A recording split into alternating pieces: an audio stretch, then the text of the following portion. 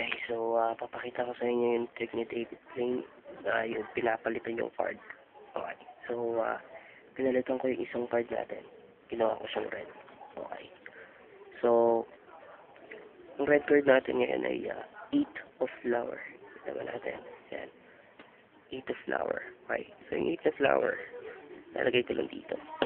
So, supposed to be, dapat merong hahawak niyan, yung 8 of flower. Pero, dahil wala nga. Okay. So, ang nangyayari ngayon yan, papakita ulit natin yung second top card natin, which is alas na diamond. Okay.